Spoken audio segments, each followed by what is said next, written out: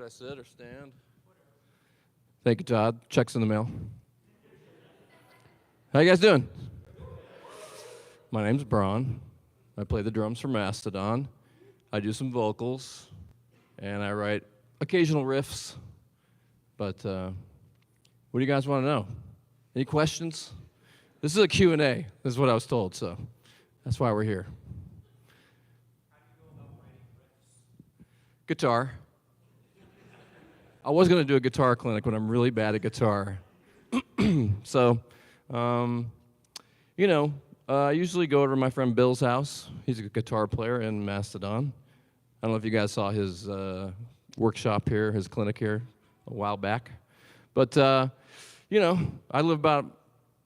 live around the corner from him. So, usually around 9:30 in the morning, I walk over there, couple cups of coffee, and then we dig into some metal. So I'll have a guitar going, and I'll, be struggling to play a riff, but get it into more capable hands, and that's usually how it works. Or I'll hum something, and then we figure it out like that, or, so it's just close quarters down in Bill's basement. But we've written a majority of the last bunch of Mastodon records just in that way. And that's like the first phase of our demoing process, because I have a kit that lives over at Bill's house in his basement studio. And so we go down there and riff out, and that's like the first phase of demos. And then that graduates to our studio after that for the second phase of demoing, which is the more serious, start really working on all the nooks and crannies of the bridges and, all the vocals and everything. So, but yeah, that's where the riffs happen, in Bill's basement. You, sir. The first kit I ever played was a Rogers, don't tell Tama, but it was a Rogers, I'm not sure what the make, I think it was a Holiday, I think it was called. It was a 60s kit. My uncle was a young teenager when I was born, and so we would always be over at my grandparents' house, and I would wander up into the attic, and there was this little Rogers kit that had an 18-inch kick drum, and so I could reach it when I was 4 years old. So I'd go up there and play, and my uncle would come up, and he had a record player that was behind the kit with headphones, and he'd put on some Deep Purple or Montrose or Nazareth or Rainbow or whatever, Black Sabbath, and say, play along. And so I would, not very well, but just trying to get the rhythm of it, and I took to it pretty quickly. And then I had, my grandparents would come up and watch me, and be like, good job, little buddy. So it was, getting those positive affirmations as a kid is, pretty much all you need, But then there was a kid at my house, too. My mom was in a band when I was a kid. My stepfather was the drummer, but I was not allowed to play his drums because he was mean. But he had a Neil Peart style kit. It was had a million cymbals, and I didn't really know what to do with it, So the Rogers kit was what I could handle. Yeah. Yes. What's that? I'm a sick maniac. Thanks, man. Okay. Just do it all the time. But no, I work out 5 days a week at home, take the weekends off. But weight training and push-ups, sit-ups, all that kind of good stuff. But I call it, where you want to be on Drum Mountain is somewhere near the top. You at least want to be at base camp. You don't want to be below base camp. It's hard because you go on vacation, especially when you get a little bit older, you go on some kind of vacation. If it's 2 weeks, I go, I don't know if I can do 2 weeks away from my kit, But you do it, but then you got to make up for it when you get back home. You got to put the time in. So for me, to prepare for the tour that we're on right now, the guys I'm in the band with, obviously, they don't really, it's not that physical for them. So, they go through the songs a couple times and they're ready for tour. For me, it takes a month, and I have to get down there because it's a lot of, and I did it to myself, There's some of these songs I want to go back in time and have a sit down with 24-year-old Brann and say, dude, gotta play that shit when we're 50. I don't know if I would have listened, but you know, it would have been worth at least, you know, go back and see what I said. But I still feel good, you know. But I can tell a month into tour the wear and tear of it. Plus, you know, like the guys in my band, they don't want to talk to the audience, so it's like next song, next song, next song, next song, and plus with the addition of singing and everything, it's a lot to take on, but I love it, you know. But I put a lot of fills in there, you know what I mean? Because if you screw one up, you got one right around the corner. You got to burn it. You got to forget about it. You had one?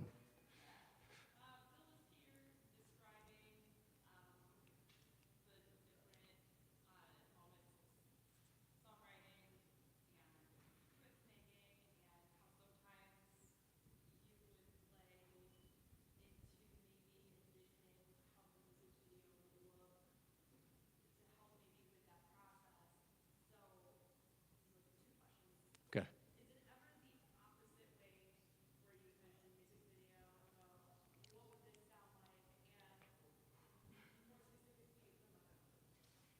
Oh, the mother load. Well, so yeah, we got took a lot of shit for that mother load video. But I had like five video ideas, and I ran them all by the video director. That was one of them.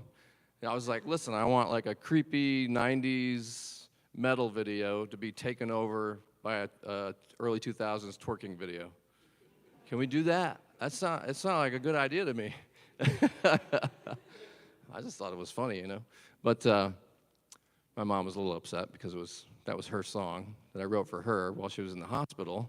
And she was like, "What's going on with this video and all these butts and everything?" And I was just like, so I told her that. I said, "Mom, it's like a Marilyn Manson video from the '90s gets taken over by a twerking video from the 2000s. Don't you understand?" That's all it was. But to answer your question, I haven't had like a video idea that's informed music. It's always, you know, I mean, the music is all with us, and the lyrics and everything is very serious. You know what I mean? We take it real serious. But the music videos, we take that opportunity to sometimes to try to, like, you know, have fun with it and explore our sense of humor a little bit. You know what I mean? And I know that that's troubling for some fans, you know, because they want it to all match. And, you know, but sometimes I'm like, dude, for the life of me, I can't come up with a serious video idea. Like, if you see all our ridiculous videos, that's me being an idiot, you know? I'm just like, this will be funny. And like, this song is not funny. Nothing about it is funny. I know, but I have this video idea that's really funny. We should do it, you know? And they usually say yes. So I'm the problem. Yeah. Kind of speaking to going back to your 24-year-old self, what's something that is either deceptively difficult to play or maybe kind of change up the way you play it over the years? Let's see. I mean, some of the really early stuff is like, I would say like almost all of Remission seems to me to be improv. Like, we were supposed to have 4 days to do drums for Remission. And we got to the studio, and the 2-inch tape machine was broken. And they said it's going to be 3 days for us to fix it. Thank you. So that left me with not even a full day to do drums, which was actually good because I did not sleep at all the night before the recording, and I was so bummed out because I'm like, I didn't sleep at all. I'm a nervous wreck to go in and record this record for, I don't even know why. It just was important, you know what I mean? And so when I got up, I slept for like 45 minutes that night. And so it was sort of a good thing that the 2-inch tape machine broke. It just gave me this another chance, you know, to get some actual sleep. Because to play like that, you got to sleep. Or you have got to have doing it like every single day, like, you know, and be really, really prepared. But Remission, and I'd say the 9-song demo, which became split up into Life's Blood and a 7-inch here and a couple songs here, pretty much just winging it and playing whatever. You know what I mean? I mean, I knew the transitions and things like that, but So to go back and like try to recreate those moments, I mean, you have to like really, had to really sit and study like the Remission stuff. So usually, when I'm playing that stuff, it's not really to like exactly to the album. You know what I mean? And over time, you come up with like cooler things to do when you get into the routine of playing on and being on tour. Being on tour and playing things over and over and over again, it's a whole different thing. And songs take on a different life live. You know what I mean? But yeah, there's some fills that are all over those records that are pretty wild and sort of hard to recreate. But I don't think that there's anything at this point that even though I'm 50 now and I was 24 when I was writing those songs, I don't think there's anything that I can't do. You know what I mean? That's like impossible that I had to change because of an inability to do it as time has gone by. But there's things that I've changed just out of taste, or like I feel like there are moments where I'm like, that's a little too busy, and I'll reel it back because I realize that I want that part to breathe more. But it doesn't have anything to do with like a physical inability to perform that certain part. And I hope that stays that way for a really long time. Yes. Yes, and I highly don't recommend it. No. Once you paint yourself into that corner, you're there. Yeah. It's difficult, and I feel like you either can do it or you can't do it. Like you find out pretty quickly. I mean, just talking to people that are like, man, I just sit down, I just can't do it. And I'm like, and I never really wanted to do that. No one wants to see the drummer singing. They're hearing like a voice happening. They're looking around. They get confused. They want to leave. So, and Brendan O'Brien, famous producer that produced Crack the Sky, he discouraged me from doing it. He's like, the last thing I want to have on this album, this Crack the Sky record, is the first voice that people hear is a voice they've never heard sing in this band, and it be the drummer. And then he said, and then you guys go on David Letterman, and you're singing, and no, we can't have that.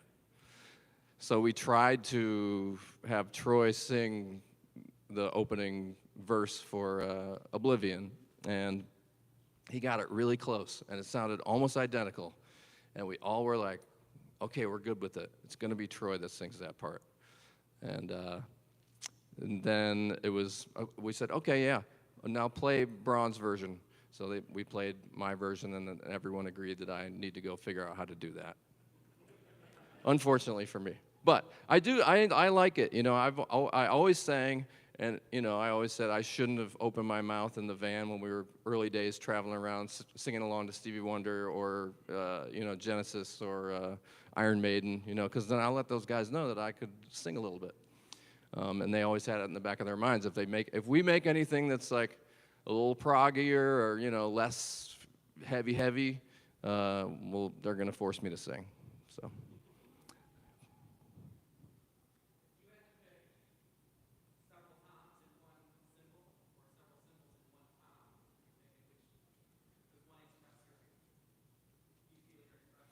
I'll go with the toms. Because, I mean, I'm sort of rolling. My setup at the moment is a 10, 12, 13, 16, 22-inch kick, and my snare. And then I just have 2 crashes, a ride, hi-hat, and then my China. But my setup is born out of a necessity to get a smaller kit. Because the first gig I played, I had a huge, like, double bass, 8-piece drum kit, and it took 3 cars to get it to the Penny Arcade in Rochester, New York, to play the show. And so we had to get it.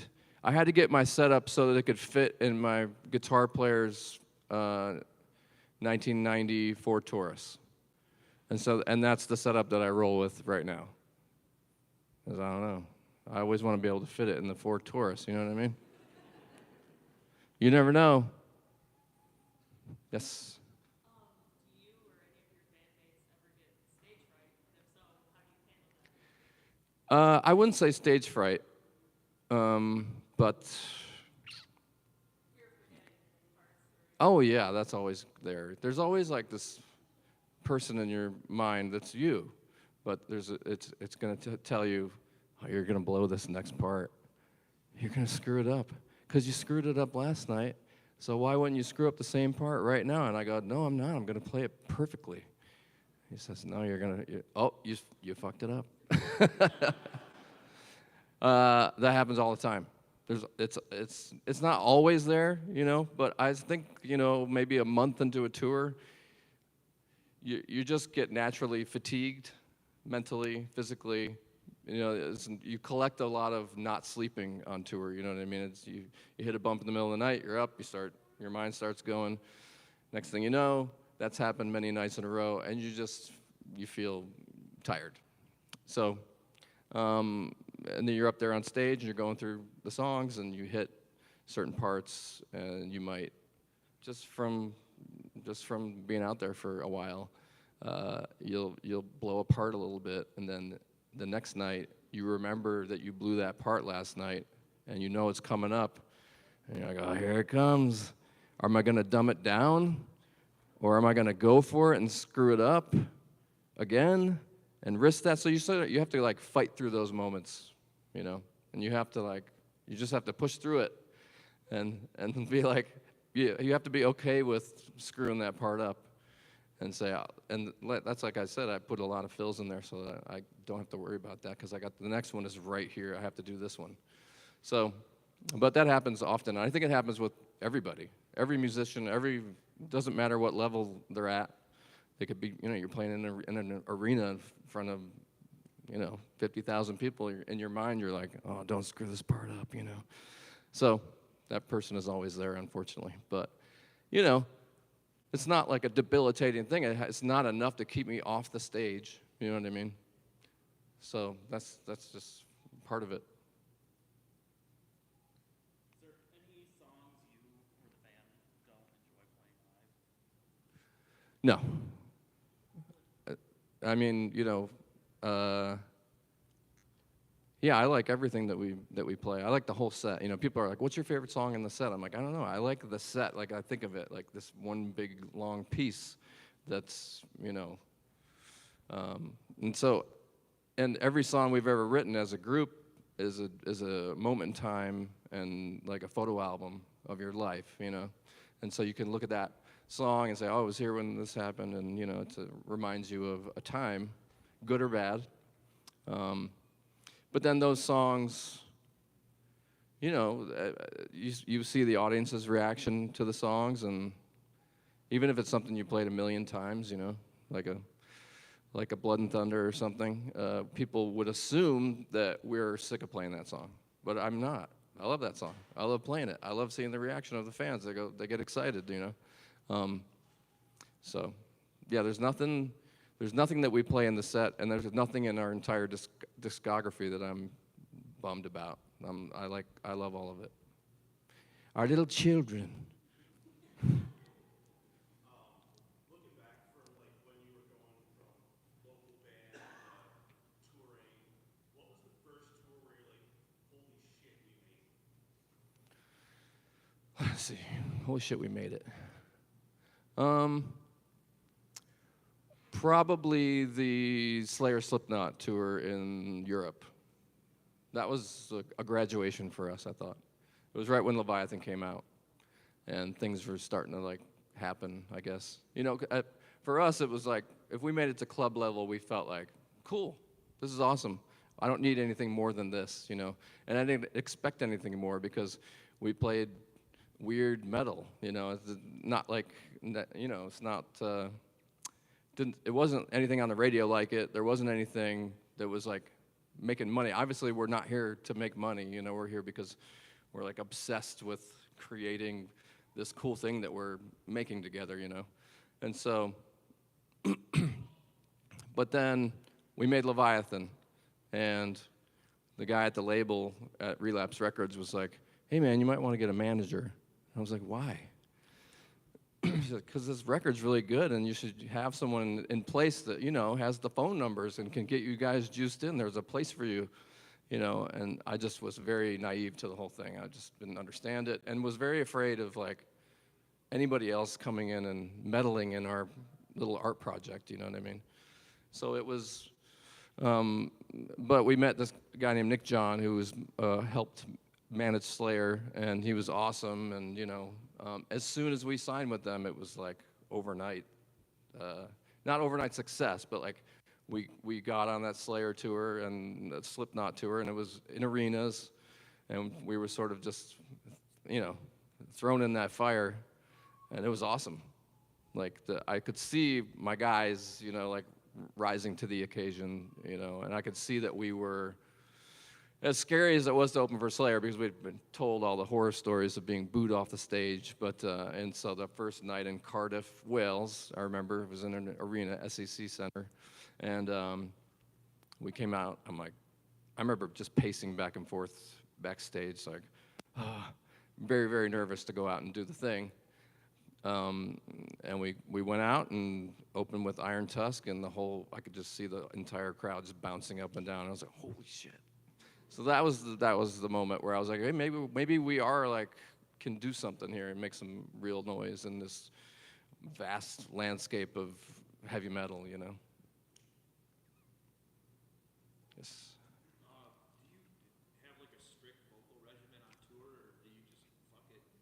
I shouldn't even be talking right now. I usually do take my days off, or like, I try not to talk too much and don't really leave the hotel, you know, stuff like that. But we do. I mean, as soon as we get into the building, we set up the tea caddy. So we got the, you know, hot water with lemon and honey and lozenges, and then vocal warm-ups are really important, and so yeah, it's a pretty strict regimen. And then at home too, it doesn't stop. Like when you get home, you need to do your like pretty much daily vocal workouts. You know, you got to treat it just the way that just the way I treat my drumming. You know, you don't want to like not sing for months and then go on tour and think that everything's gonna be awesome. You know, and I've had to learn that the hard way over the years. You know what I mean? I'm like, oh, I don't need to do that. I just roll up there. Because there are guys that like Josh from Queens, he just smokes like a pack of cigarettes and then goes out there and crushes it. I'm like, dude, how do you do that? And why can't I? But, but for me, it's hard. Like, all my stuff is the high notes, you know what I mean? So I'm like, and I'm playing drums, so it's like, I have to belt it out, because if I'm not belting it out, like, you're gonna hear, you know, me, I'm playing double bass, it's ridiculous. So yeah, it takes, and I have to reel it in a little bit too. I have to belt it out and reel it in at the same time, and know like where, because I'm like, okay, in 3 songs from now, I have Steam Breather, and I sing almost the whole song, and the choruses are high notes, you know what I mean? So I'm like, okay, I gotta make it to that. So I need to reel it in here. You know, we're playing all the heavy lifting. I'm helping out on those choruses as well. You know, that's kind of the mental gymnastics I'm doing, you know, while playing the drums.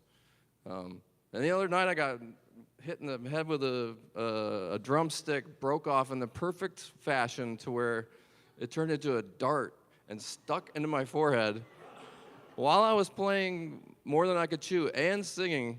And I was like, what just happened to me? Because it's like just dangling like this. And I'm like, in the middle of singing, I think I blew like a couple of lines, but I still, you know, I was like, blah, blah, blah, you know. And I just whacked it out of my head and then had some blood come down. It looked pretty badass. Everyone said I looked awesome. Everyone likes it when I get hurt. No.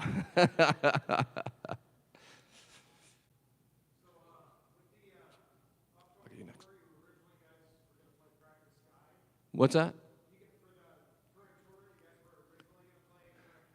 No.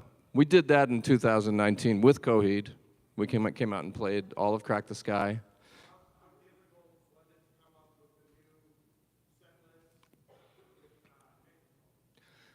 It wasn't that difficult, to be honest. There's a lot of material, that we've developed over the years with just myself and Troy singing, you know. And Nick can play anything, so he's a badass on guitar. He can also sing, but we haven't. It's enough that we're introducing a new person, you know what I mean? So it's like, me and Troy are handling all the vocal duties, but it's stuff that we've already sang on. I think there's a couple parts that Troy is filling. It's small stuff for the current set list, but it was fun to put it together. When you're kind of bound to an album, you're bound to an album. You have to play just that album. You can't deviate, obviously. So it's fun to like jump around a bunch of different eras of the band and cobble them together for a more unique set list.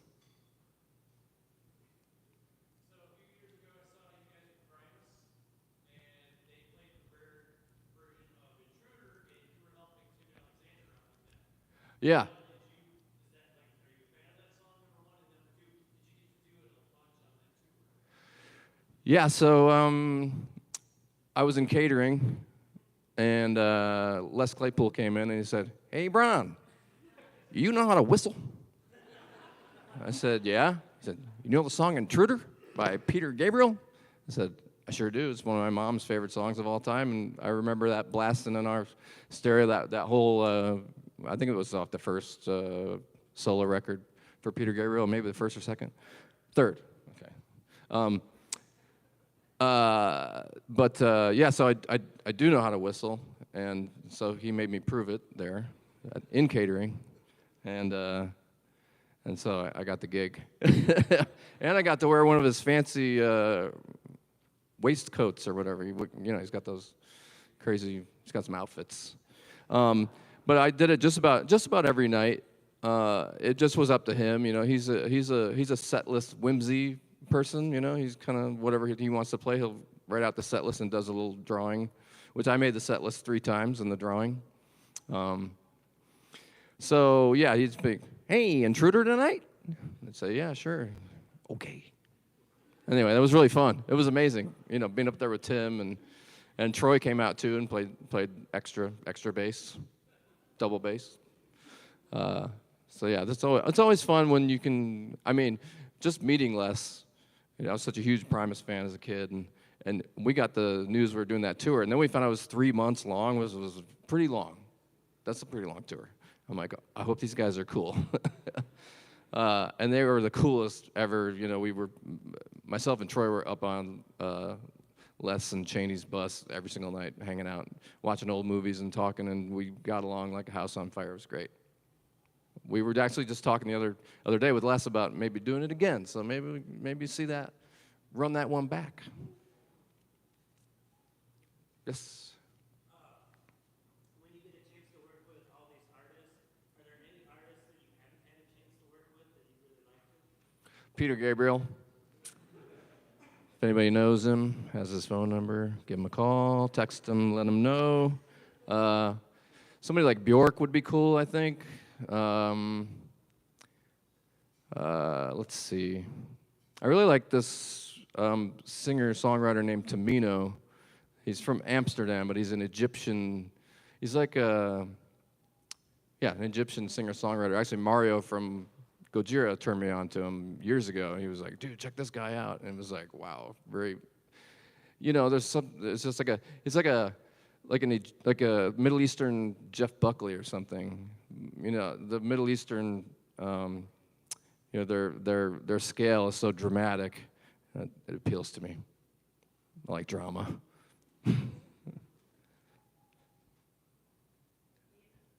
I'll go here and then we'll go to you. Okay. So keeping it in line with the whole Peter Gabriel Genesis and everything like that, I know you're a big Phil Collins fan. Right, but also this is my Peter Gabriel tattoo right there. Look at that. Watcher of the skies. When you started doing vocals with Crack the Sky, was there ever a conversation within the band like maybe we should do a Genesis when Bill took over on lead vocals and get a Chester Thompson?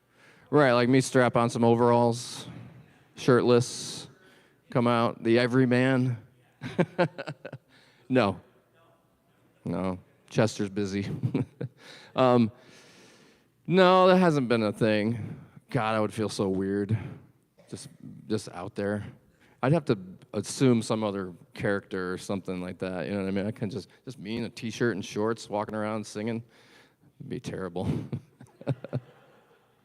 I like the safety of my drums, you know what I mean, and the other musicians in front of me. I mean, I am up on a pedestal and they shine a light on me and everything, but I don't think about it. But no, it hasn't been any discussion on that. Those guys like my drumming maybe a little more than they like my voice, I guess. But, you know, nobody wanted to sing in Mastodon. That's why there was all the singers, because everyone was like, you do it. No, you do it. I don't want to. You do it. I'm shy. Or no, you don't, not believing in your voice, you know what I mean? Like, I don't think I have a good voice, or I hate the sound of my own voice, you know. So there's a lot of that going on with us. Because we had a guy that used to roll around on the floor and scream and throw stuff, named Eric Sainer. He was a good friend of mine from Rochester, and had him move down to Atlanta when we started Mastodon. And he was on the original demo, and he played all like the squats and VFW halls, basements, and kitchens that we used to play. And then he just was having a real hard time in Atlanta, and he was like, I'm moving back to Rochester, dude. I'm out of here. Like 2 weeks before we were supposed to leave for our first like real, not real, but you know, real tour. We had some actual club dates booked. So we're like, screw it, you know, no one's ever heard us, so they're not gonna know any different if Troy and Brent just scream random things. So that's how it happened. It was a mistake. But it worked out, yay! Yes?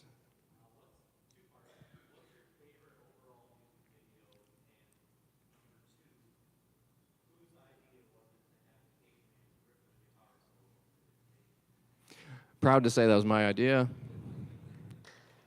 Thank you. I thought it was funny, yeah. I'm like, dude, we climb up this mountain. Brent's the missing link. We find him in the ice, and then we mount the ice, and then he comes out, rips a guitar solo, and then he eats us. It made sense to me. But my favorite overall music video, I guess Thriller. Can't go wrong with Thriller. There's a Radiohead video that's pretty cool, but I can't remember the name of the song. Huh? Oh, our music video. What's my favorite one? I think the Blood and Thunder one, just because it was like all our friends, and you know, that's when we sort of took control of our music videos, because everyone was pitching videos to us, and they were really serious, and I didn't like it. And I know that everybody wants us to make serious music videos, but it's not gonna happen. And so I was like, what, can we get some clowns involved, you know? Get some clowns involved. So we did, we got some clowns involved. But that was just a fun, really fun, and just the making of was fun. I just wanted to be on stage and see this many clowns, like moshing. And that was the main goal of the videos, was for me to be able to look at that. And so I did. But also, we paid them in beer. And so they spilled out of the Star Bar, which is in downtown Atlanta, and there was all these drunk clowns out in the street. It was amazing. You had to be there.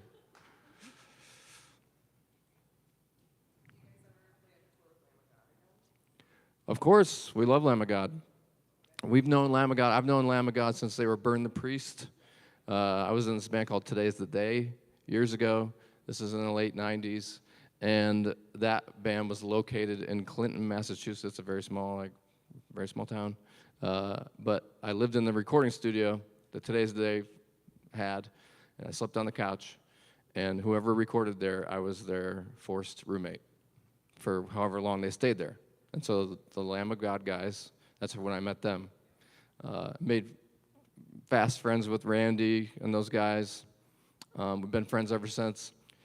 And yeah, we're always open to touring and to just hanging out with the Lamb of God. We kind of came up around the same time. They were a little bit before us, maybe by like a year and a half of like, oh, that's Randy that's the Burn the Priest guys, they're Lamb of God now, and they're like doing stuff. I could see them. They were doing stuff. Like they were on that like Headbangers Ball tour or something, and I was like, oh, they're playing like bigger, cool, you know. But we were like right on their tails a little bit, you know. Played the Ozfest a year after they played the Ozfest, and you know, just so we've always been sort of neck and neck, but just great friends, you know.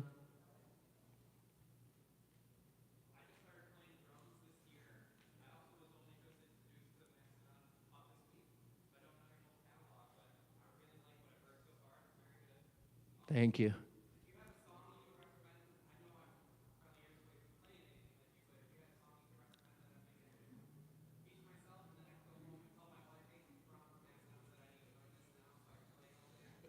I'd say for like a beginner, I would say like maybe show yourself, something like that. Show yourself. Do that one. I command it. Tell your wife. I command it. Back, way in the back. Yes.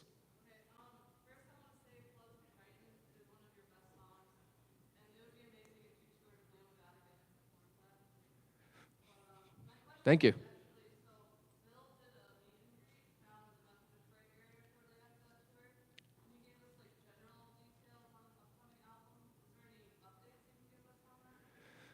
I'll say there's way too much material as a common problem for us. The last record, we just put it all out there. But we're not going to do that this time.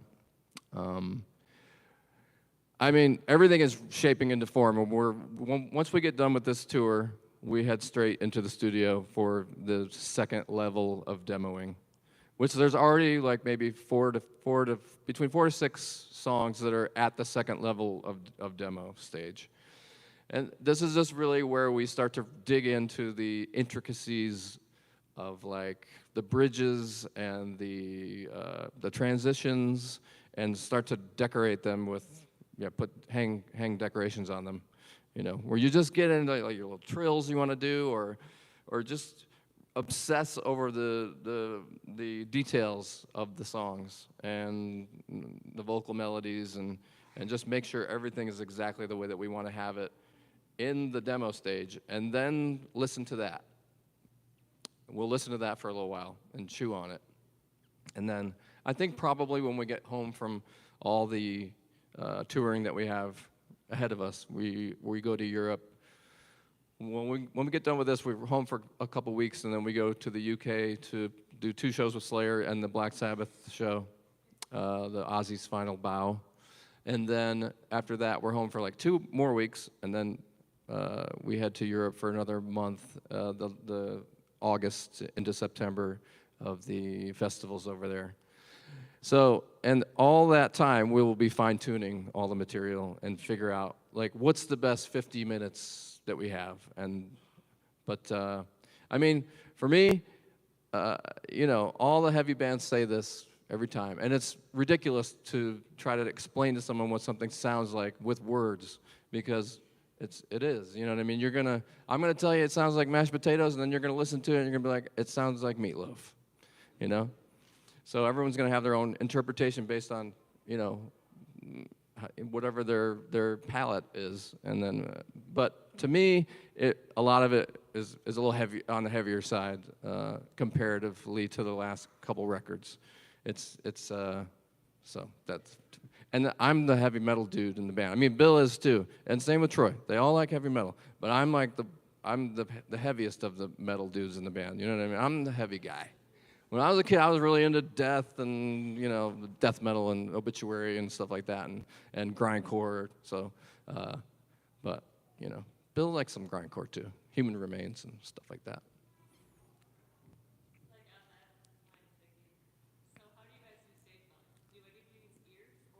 We all use ears.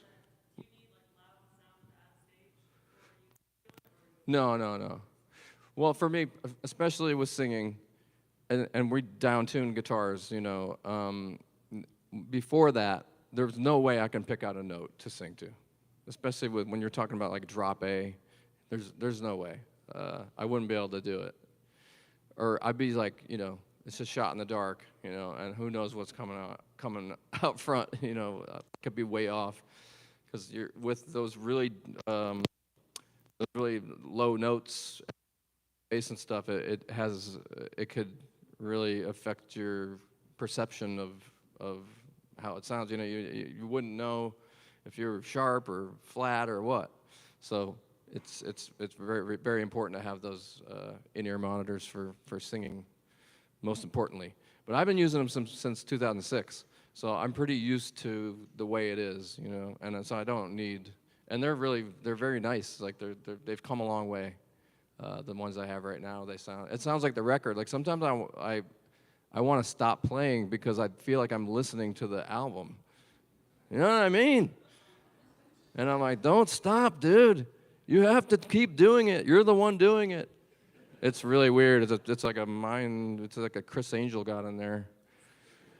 Mind freaked me. Yes.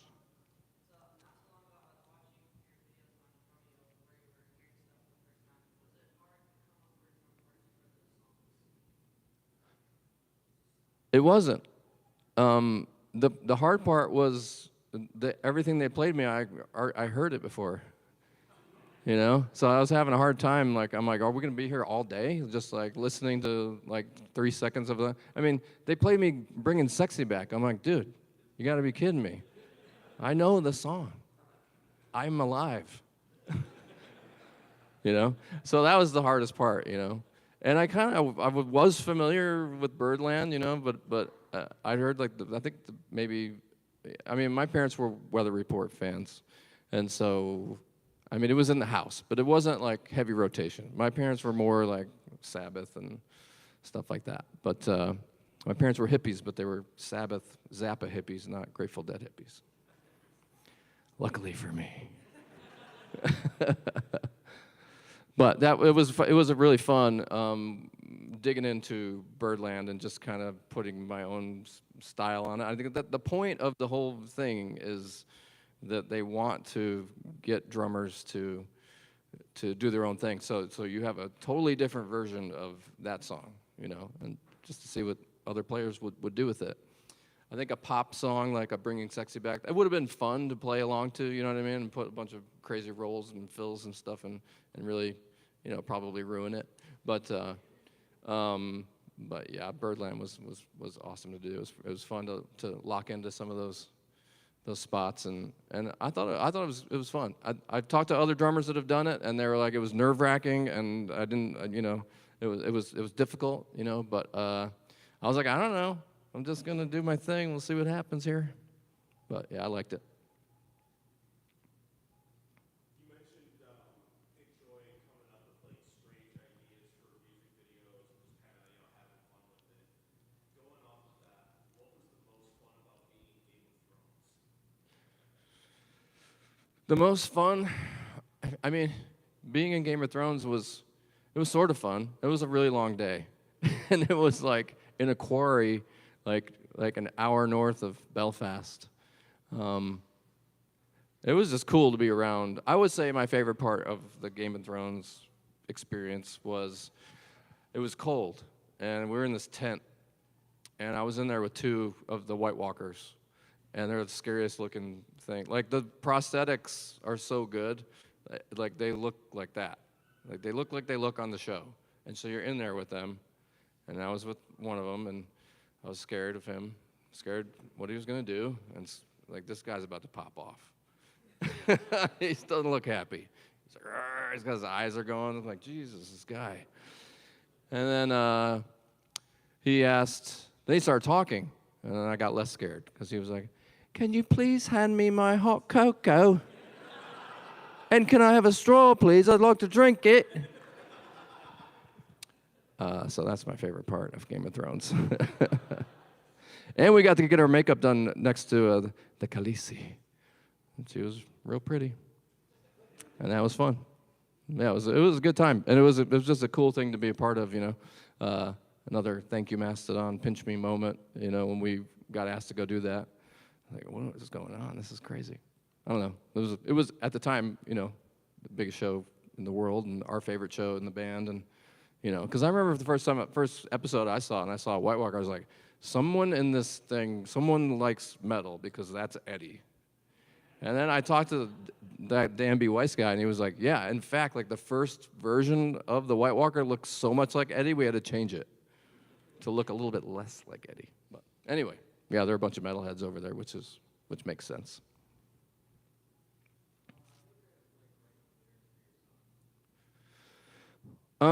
Lyrics. Yeah, it's hard. It's not easy for me to write lyrics. Like, I have to dig deep, because you want them. It was easier early on.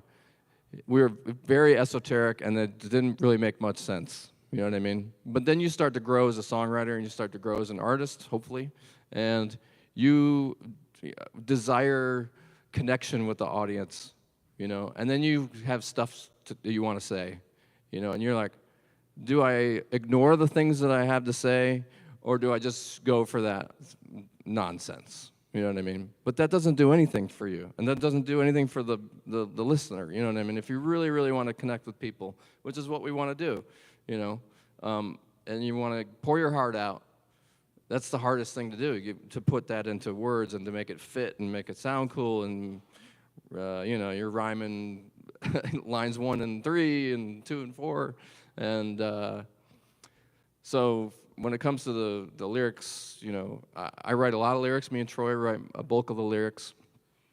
I have to lock myself in the guest room at my house and force myself to do it. It's the last thing that happens. You would be very surprised at how little lyrics are written when we get in there and start recording songs. Like, we do all the music, and they're like, all right, where can we shoehorn some lyrics? But we go in, and you just sort of sing nonsense over parts, and then you just get the form of the vocal melody that you want to be there, and then you write around that. And you're like, either I'm going to write a bunch of badass stuff that sounds evil, or I'm going to, speak from a personal, maybe a tragic experience that happened in your life, and I'm going to put that in there, which is all in there for us, it's no secret. It's like every bad thing that's happened to us has always ended up in a Mastodon song. That's our baggage, that's our luggage, you know what I mean? We put all the shit in there for you guys to enjoy. Yes?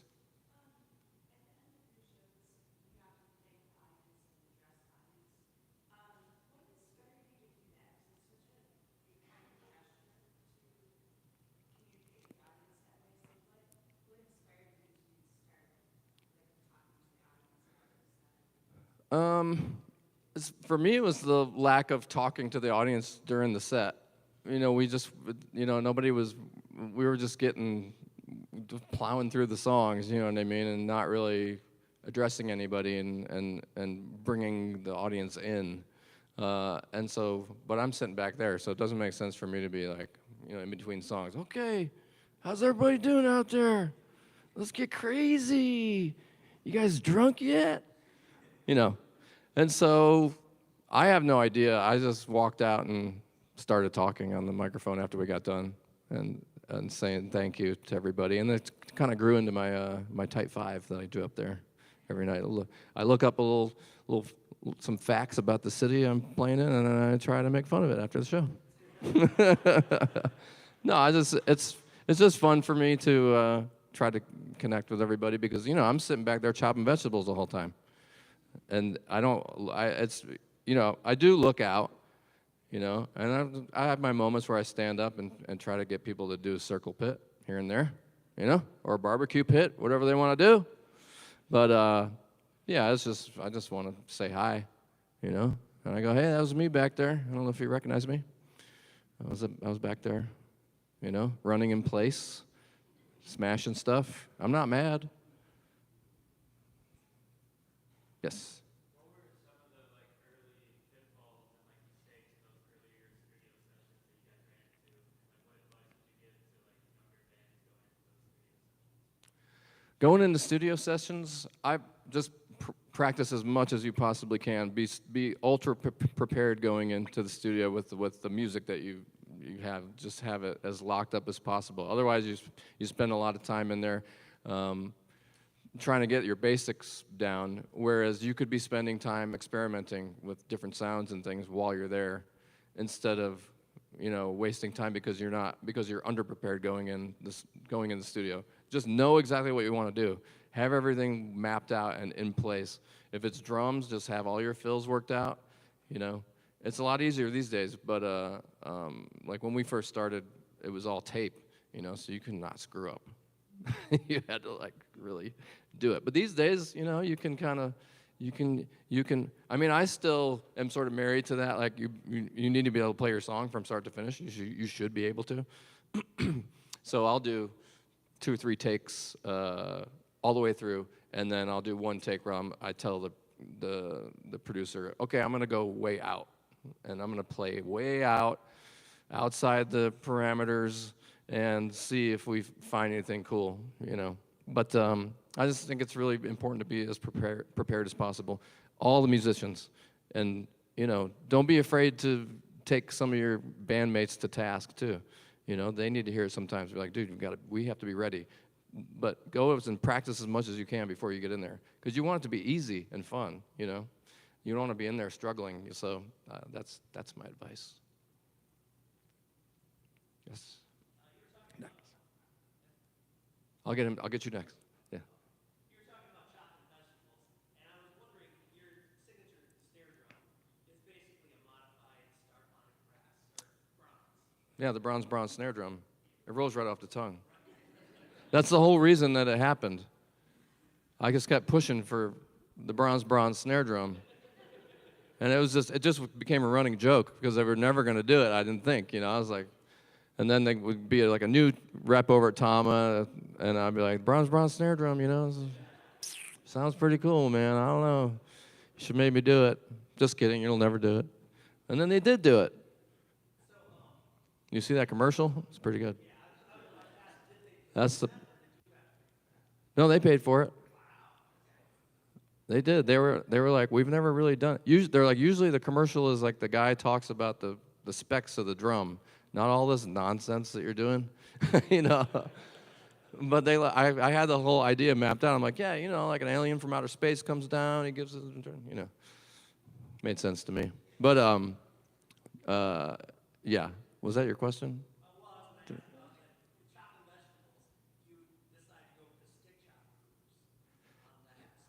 Yeah.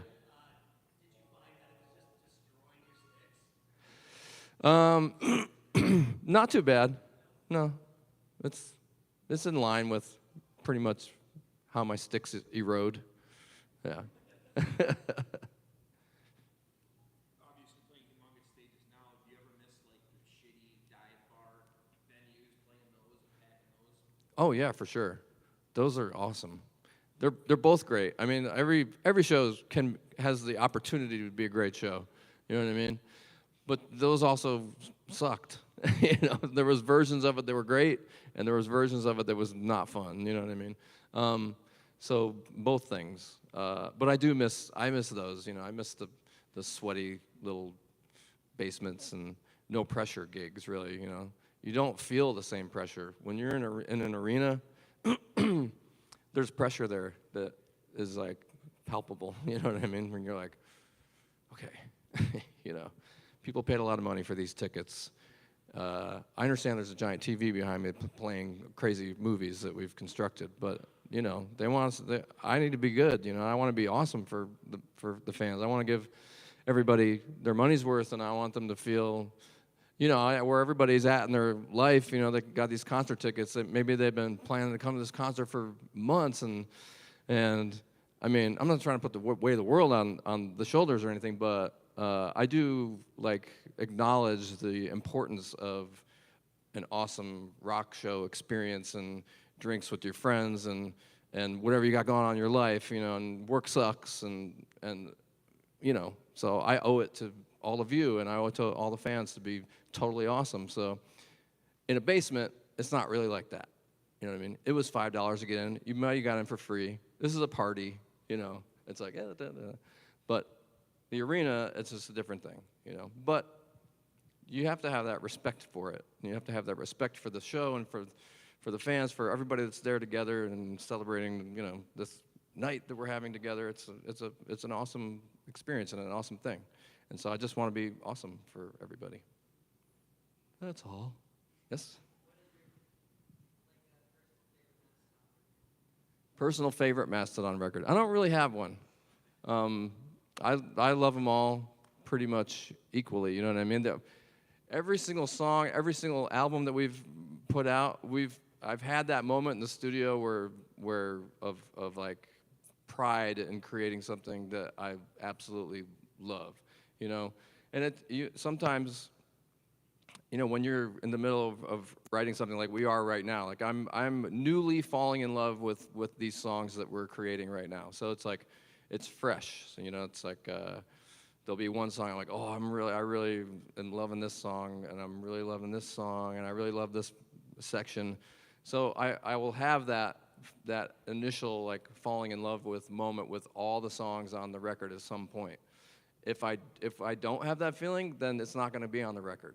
You know, so those are the things that you have to like look for when you're creating something. You can't let something slip through your fingers that you don't care about deeply. You know what I mean? And so that's what, for me, that's the most important part. If I don't feel love towards this song, then it can't exist in our world, you know. Even a song that's a Mastodon song you might really not like, you know what I mean? It didn't work for you. It didn't resonate with you. You hated it, you know. There's like a song called Creature Lives that I wrote that's very divisive in our fans. Oh, I hate that song, you know. I'm like, man, I love that song. I think it's cool. I wrote it. I don't know, you know. So I've had that moment with every single one of our songs, and I think it's you know, it's a good barometer for me, anyways. You know, to like at the very least, I've had a feeling about the song, and so that has to resonate with somebody. Because once you start chasing what you think other people want to hear, you're totally screwed. Because you're just chasing your tail, because what if they don't like it, and then you don't like it, and then it's time to do something else, you know, so. Is there anybody you grew up listening to that eventually later on you maybe toured with or shared stage with? Kind of in your mind? I was being a metalhead in the 80s into the 90s. I pretty much, luckily, have toured with just about everybody that I ever had posters on my wall. You know, we toured with Metallica, we toured with Black Sabbath, Iron Maiden, Judas Priest. I mean, Tool. You name it. You know, Motorhead. We toured with all those guys, met all those guys, hung out with all those guys, and I'm super, super lucky to have been able to do that. Yeah, it blows my mind that all that stuff happened, but it did, and it's pretty amazing. Yeah, what do you got? Oh. This is Tim Moss, ladies and gentlemen. It's our tour manager to the stars.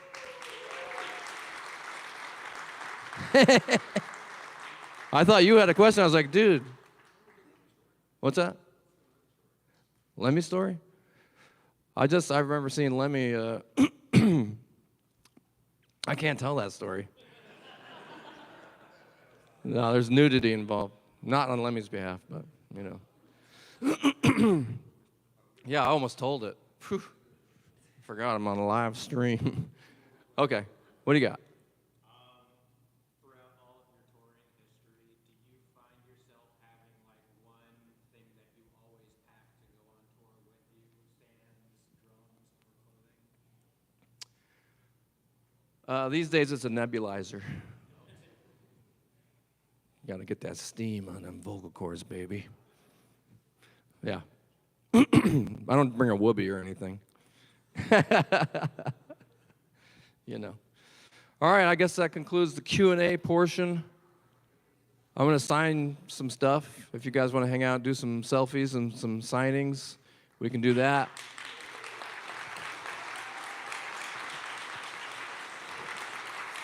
But just want to say thank you, Todd. Thanks, everybody over here. This is an amazing place, and thanks so much for having me, and thanks for asking me questions, and hopefully I answered them to your liking.